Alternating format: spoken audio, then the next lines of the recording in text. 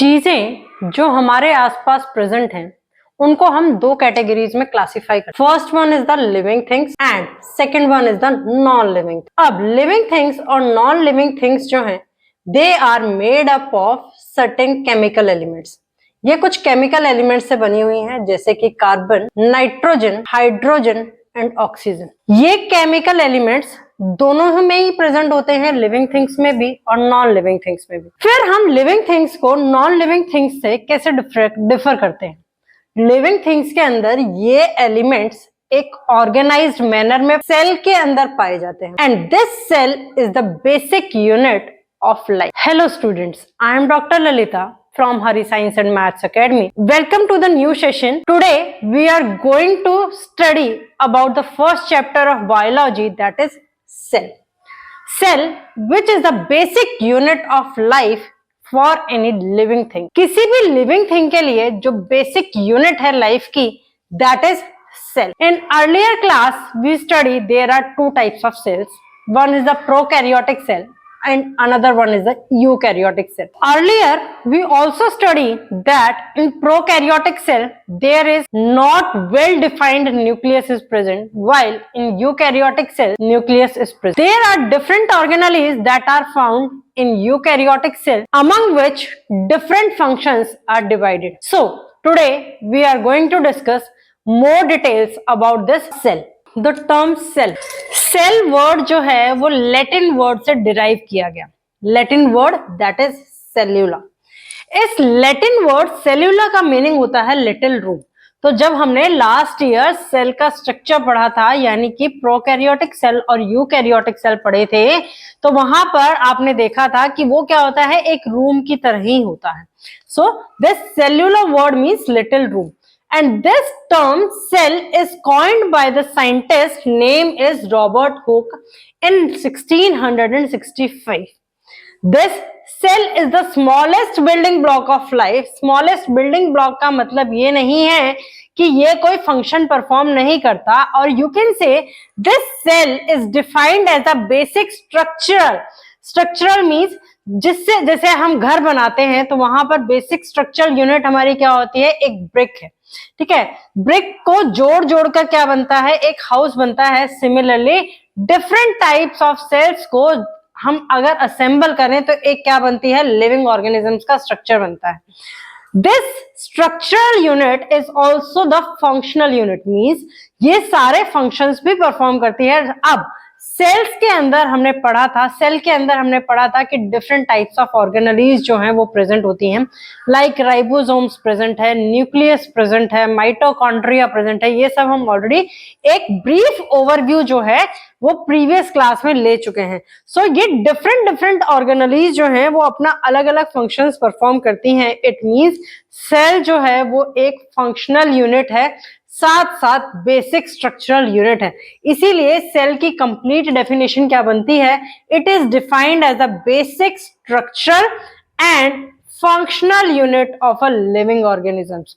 Living organism का ही होता है, क्योंकि जब मैंने प्रीवियस अभी बताया था तो उसमें क्या था कि केमिकल एलिमेंट्स जो हैं like carbon, nitrogen, hydrogen and oxygen, these chemical elements are present in an organized manner. ये ऑर्गेनाइज्ड मैनर में प्रेजेंट होते हैं in the form of cells, जो लिविंग ऑर्गेनिज्म को डिफर करते हैं नॉन लिविंग ऑर्गेनिज्म से।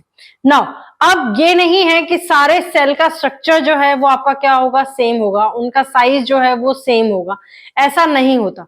सेल साइज में भी वेरी करता है, शेप में भी वेरी करता है एंड इवन इन नंबर्स में भी वेरी करता है।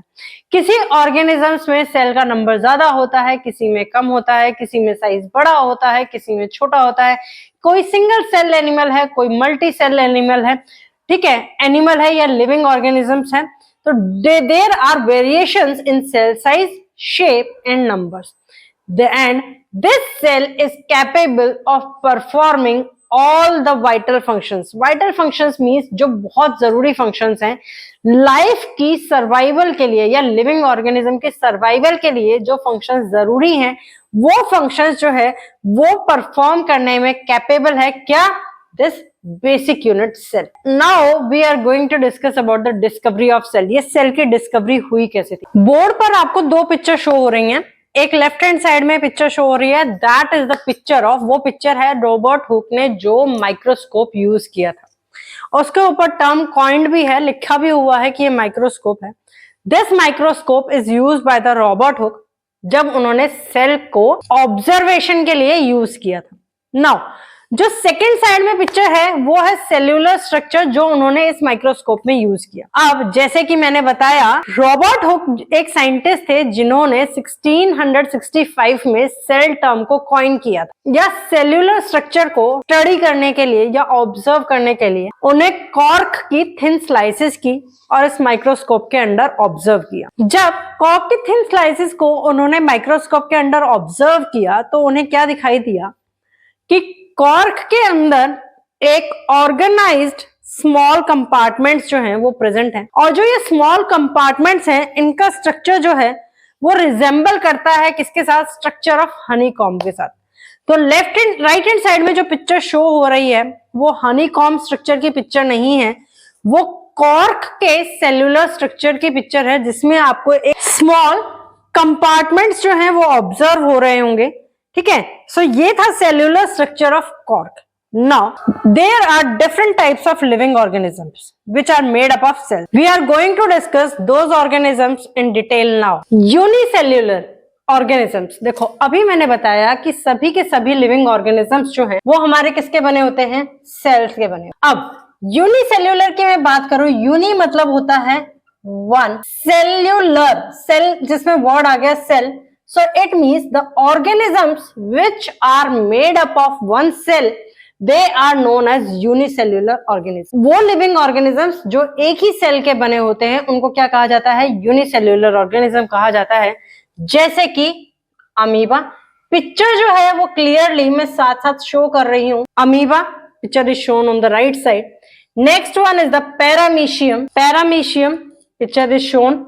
Now the next one is the bacteria, bacteria is also a unicellular organism, bacteria picture is also shown। now the term is multicellular, multi का means क्या होता है, many, cellular means cell, the organisms in which many cells are present, they are known as multicellular organisms। like example, plants are the multicellular organisms, animals which you see in your day-to-day routine, they are also the multicellular organisms, and human being is also the multicellular organism।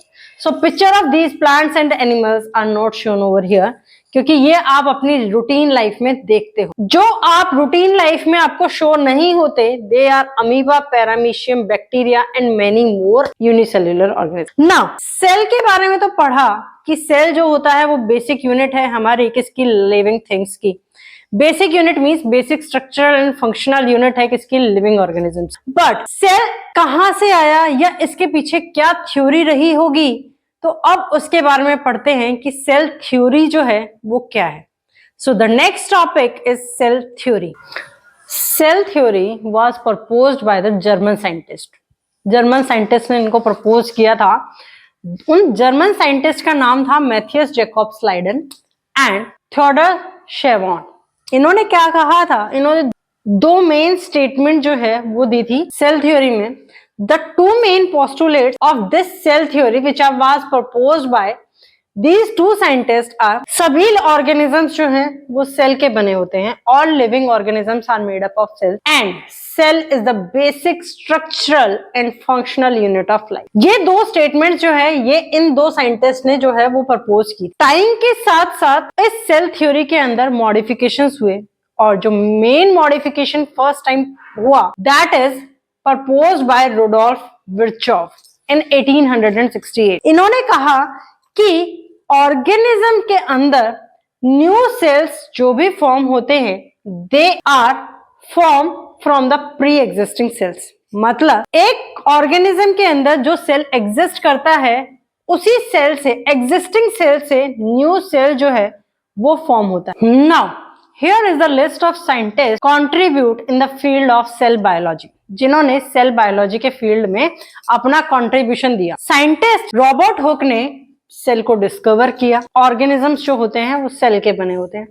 But Leeuwenhoek ऐसे scientist थे जिन्होंने पहले living cell को observe किया। Robert Brown is the scientist who discovered the cell nucleus, कि cell के अंदर nucleus जो है वो प्रेजेंट होता है, that is discovered by Robert Brown. While the term protoplasm is contributed or coined by the scientist Purkinje. I already told you that the cell theory is proposed by Sladen, Swan and Virchow, while the scientist Camillo Golgi discovers the Golgi apparatus. जब बिल्कुल starting में हमने discuss किया था तब मैंने बताया था कि सेल का साइज जो होता है वो वेरी करता है, सेल की शेप जो है वो वेरी करती है, और नंबर ऑफ सेल्स जो है वो भी वेरी करते हैं। नंबर ऑफ सेल्स के बेसिस पे हमने ऑर्गेनिज्म को क्लासिफाई कर लिया कि वो या तो यूनिसेल्यूलर ऑर्गेनिज्म होगा जिसमें सिर्फ एक सिंगल सेल होगा, या फिर वो मल्टी सेल्यूलर ऑर्गेनिज्म होगा जिसमें मल्टीपल सेल्स जो है वो प्रेजेंट होंगे, या many cells, more than one cells जो है वो प्रेजेंट होंगे। Now we are going to discuss about the size of the cell and the shape of the cell. Size of the cell, ज्यादातर सेल्स ऐसे हैं जिनको हम अपनी नेक्ड आई से नहीं देख सकते। अगर हम नेक्ड आई से सेल्स को नहीं देख सकते तो उन सेल्स को हम ऑब्जर्व कैसे करेंगे? जो नेक्ड आई से सेल्स विजिबल नहीं है, they are visible with the help of the microscopes. अब जिन सेल्स को हम माइक्रोस्कोप के अंडर देखते हैं उनका साइज जो है वो होता है फ्यू माइक्रोमीटर्स का, ठीक है, और जिन सेल्स को हम नेक्ड आई से देख सकते हैं they are about centimeter to meter. उनका क्या होता है, सेंटीमीटर से लेकर के मीटर तक का साइज होता है। इट मींस सेल का जो साइज है वो माइक्रोमीटर से लेकर के आपका मीटर तक वेरी करता है। जो स्मॉल सेल्स हैं माइक्रोस्कोप के अंडर विजिबल हैं, they are look like as shown in the picture, while the cells which you can see with your naked eye is the largest one, that is the ostrich egg. Ostrich egg is the cell which you can see with your naked eyes and its size vary. Ostrich egg size is 15 centimeter long and 13 centimeter wide, and the picture of ostrich egg is shown on the board. Now it means, इसका मतलब क्या हुआ कि sales का size जो है वो हमारा ऐसा है जो माइक्रोमीटर्स, यानी कि हम नेक्ड आई से नहीं देख सकते, यानी माइक्रोस्कोप से देख सकते हैं तो उनका साइज होगा माइक्रोमीटर्स के अंदर, और जिनको नेक्ड आई से देखा जा सकता है वो हमारे साइज में होंगे सेंटीमीटर से लेकर के मीटर तक के। But typically size of a typical cell means ज्यादातर सेल का अगर मैं साइज देखूं और मास देखूं तो that is 10 micrometer is the size of a typical cell and mass of the typical cell is 1 nanogram. Mass of a typical cell is 1 nanogram. ठीक है, इतना क्या होता है, उसका मास होता है ना। अब साइज ऑफ द सेल के बारे में तो मैंने बता दिया, अब मैं डिस्कस करती हूँ shape of a cell. Shape of the cell, cell की जो शेप है वो वेरी करती है अकॉर्डिंग टू द फंक्शन, कि उस सेल को कौन सा फंक्शन जो है वो परफॉर्म करना है उसके according. There are different types of shapes of a cell, like disc like shape structure, polygonal structure, columnar structure, cuboid structure और thread like structure. Nerve cell की अगर हम बात करें तो it is having the elongated structure. The structure of the nerve cell is shown on the right hand side of the board. Nerve cells जो होते हैं वो आपके इम्पल्स को कैरी करने के लिए यूज होते हैं, एंड ये जो इम्पल्स होती है इसको बहुत क्विकली जो है वो ट्रांसमिट करना होता है। therefore nerve cell is having the elongated structure. अब अमीबा की बात करें या हम कुछ ब्लड सेल्स की बात करें तो वो उनकी शेप जो होती है वो फ्लेक्सिबल शेप होती है। अमीबा की जो शेप के अंदर चेंज आता है that is due to the present formation of pseudopodia. This pseudopodia is the projection on the body. ये क्या होता है, प्रोजेक्शन ऑन द बॉडी होता है, and its structure is shown on the right hand side of the board. The cells which are having the flexible shapes they are capable of performing various functions, like it helps cell की feeding में help करता है, cell की movement में help करता है। Now there are smallest cell जो है that is mycoplasma. Mycoplasma is the smallest cell that is present. Largest cell is ostrich egg, and the longest cell is neuron. Neuron is present in human beings. ठीक है. This is all about the shape of the cell. Different types of cells with different shape is shown on the board. The topmost left corner shows the red blood cell, which is round and biconcave, while the white blood cell, which is shown on the right hand side topmost, that is the amoeboid structure, and the lowermost left hand side it shows the columnar epithelial cells, which is long and narrow, and the last corner, that is the leftmost bottom one, shows the nerve cells, which is the branched and long shape. This is all about the shape of the cell. Next we are going to discuss about the types of the cells. There are different types of cells. First is based on the difference of cellular organization. Difference of cellular organization means cell की जो organisation है उसके basis के ऊपर sales को दो parts में divide किया गया. इस बेसिस पर सेल्स जो हैं वो हमारे दो पार्ट्स में डिवाइडेड हैं. First one is the prokaryotic cell and second one is the eukaryotic cell. Prokaryotic cell की अगर मैं बात करती हूं तो prokaryotic cell are those cells doesn't have true nucleus. Means इसमें न्यूक्लियस जो है वो प्रेजेंट नहीं होता. While in eukaryotic cell true nucleus is present. Organelles होती हैं वो पार्ट्स सेल के जो डिफरेंट फंक्शंस परफॉर्म करते हैं वो प्रेजेंट होते हैं. व्हाइल प्रोकैरियोटिक सेल के अंदर कोई मेम्ब्रेन बाउंड ऑर्गेनेलीज जो है वो प्रेजेंट नहीं होती. जब मैं यूकैरियोटिक सेल की बात करती हूं तो plant cell and animal cell are the example of eukaryotic cell. While prokaryotic cell example is bacterial cell. Today we are going to discuss the prokaryotic cell structure in detail. These are the primitive cells. Lack a true nucleus. इसमें true nucleus जो है वो present नहीं होता. अब जब इसके अंदर न्यूक्लियस प्रेजेंट नहीं है तो जेनेटिक मटेरियल जो है वो कहाँ प्रेजेंट होता है? जेनेटिक मटेरियल जो है वो प्रेजेंट होता है न्यूक्लियोइड में. Nucleoid contains the genetic material. The picture of prokaryotic cell is shown below. Prokaryotic cell के पिक्चर के अंदर आपको डिफरेंट ऑर्गेनेलीज दिखेंगे like ribosomes, cytoplasm, vacuole. Vacuole का जैसे लास्ट ईयर हमने पढ़ा था, it is a sac like structure which contains the water. ठीक है. नाउ न्यूक्लियोइड जो है वो आपका क्या कंसिस्ट करता है? जेनेटिक मटेरियल जो है वो कंसिस्ट करता है. जेनेटिक मटेरियल आप किसको बोलते हैं? डीएनए को. फिर उसके बाद है इसके अंदर एक प्लाज्मा मेम्ब्रेन दिख रही है आपको, एक येलो कलर की जो मेम्ब्रेन दिख रही है that is the cell wall. Prokaryotic cells are generally smaller than the eukaryotic cells. अब देखो इसके अंदर न्यूक्लियस प्रेजेंट नहीं है, वेल डिफाइंड मेम्ब्रेन ऑर्गेनेलीज जो है वो प्रेजेंट नहीं है, तो हमारे पास प्रोकैरियोटिक सेल्स का जो स्ट्रक्चर होता है वो यूकैरियोटिक सेल से क्या होता है? छोटा होता है. अब there are 4 shapes of prokaryotic cells. Prokaryotic cell की जो शेप्स होती हैं दे आर 4 शेप्स. शेप्स कौन कौन सी हैं?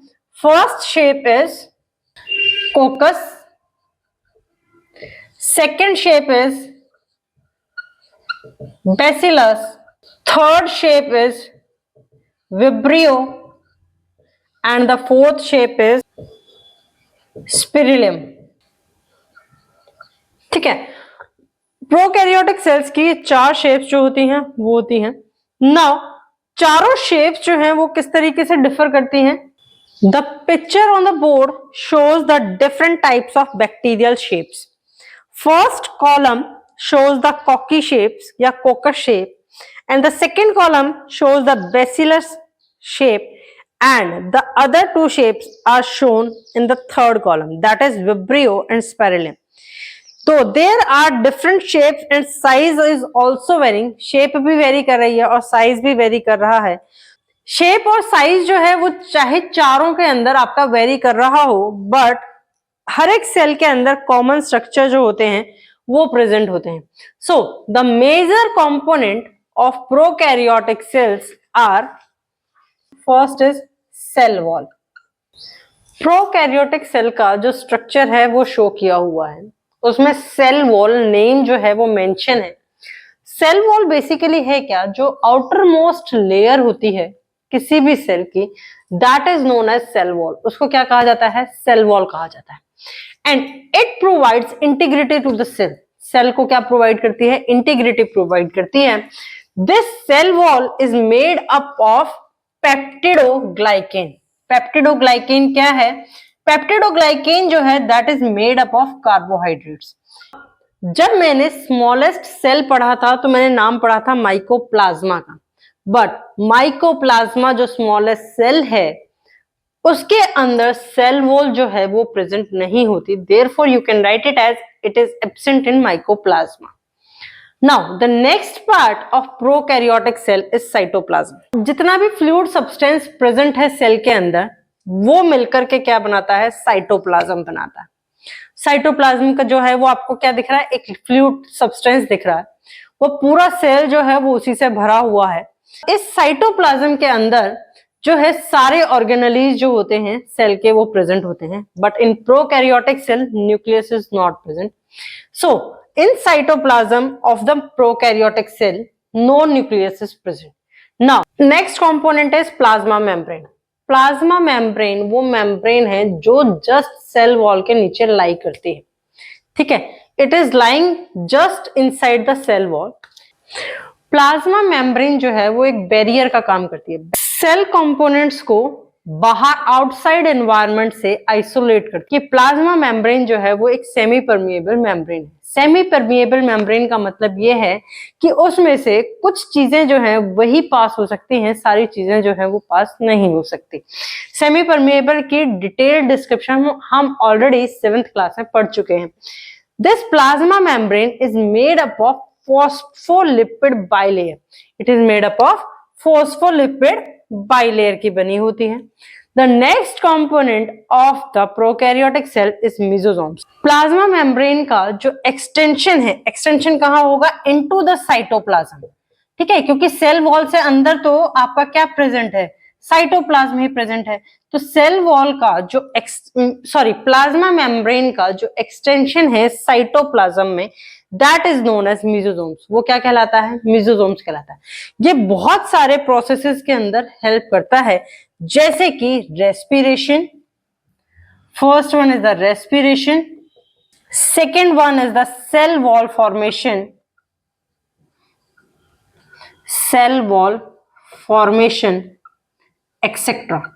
ठीक है, so these are the 4 components which we discussed. First one is the cell wall, second one is the cytoplasm, third one is the plasma membrane, fourth one is the mesosomes. Now the next one is ribosomes. Ribosomes is the site for protein synthesis. Ribosomes जो है उसका detailed structure जो है वो भी show किया हुआ है। जो ऊपर यूनिट देखोगे दैट इज द लार्ज सब यूनिट, वो लार्ज सब यूनिट है। और बीच में जो आपको एक लाइन दिख रही है उसके ऊपर एक वर्टिकल लाइंस और दिख रही होंगी, they are basically the RNA. Capital RNA लिखते हैं। This is the ribonucleic acid which gives the instruction needed to make the protein. RNA जो है that gives the rib to the ribosomes. Means rib means instructions जो required हैं protein को बनाने के लिए। ठीक है, तो this ribosomes is associated with plasma membrane, ये प्लाज्मा मेम्ब्रेन के साथ एसोसिएटेड होता है, and it is not bound by any membrane system, और ये किसी मेम्ब्रेन सिस्टम से बाउंड नहीं होता। Now the last component of the prokaryotic cell is cytoplasmic inclusion. Cytoplasmic inclusion is found free in the cytoplasm, ये cytoplasm में freely found होता है, and it helps in the storage of reserve materials। ये reserve materials को store करने के लिए use होता है। अब रिजर्व मटेरियल्स की अगर हम बात करें तो that is the phosphate granules. ये रिजर्व मटेरियल्स कौन से होते हैं? Phosphate granules. Now there are some interesting facts about the cell wall. The cell wall of bacteria is shown. ठीक है, अब बैक्टीरिया जो है वो हमारे पास दो तरीके के होते हैं। One is the gram positive bacteria and another one is the gram negative bacteria. Bacteria को हम ग्राम पॉजिटिव और ग्राम नेगेटिव में क्लासिफाई करते हैं based on the Gram staining method, based on Gram staining method.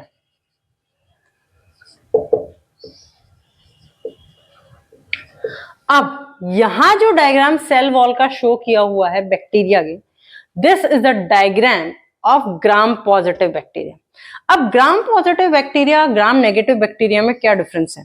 जो ग्राम positive bacteria है इसकी cell wall जो होती है, सेल वॉल जो होती है वो क्या होती है?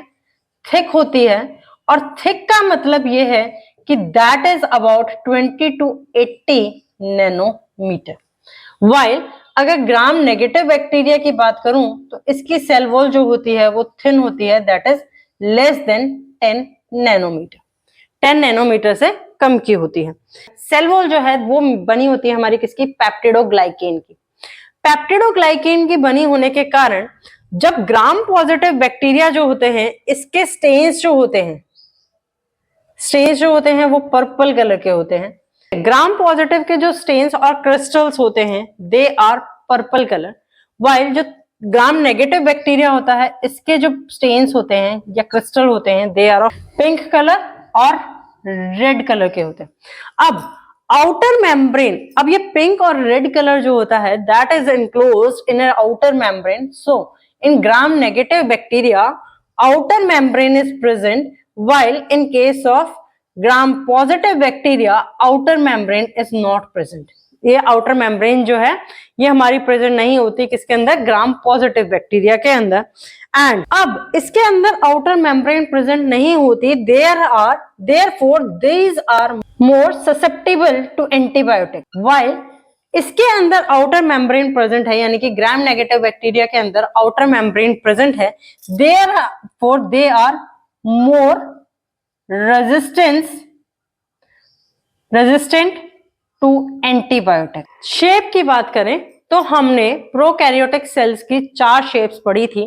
तो ग्राम पॉजिटिव बैक्टीरिया और ग्राम नेगेटिव बैक्टीरिया दोनों के दोनों जो हैं वो हमारे कौन सी शेप्स के हो सकते हैं? कॉकी शेप के हो सकते हैं या बेसिलस शेप के हो सकते हैं। बेसिलस, कॉकी शेप का मतलब है स्फेरिकल शेप के हो सकते हैं।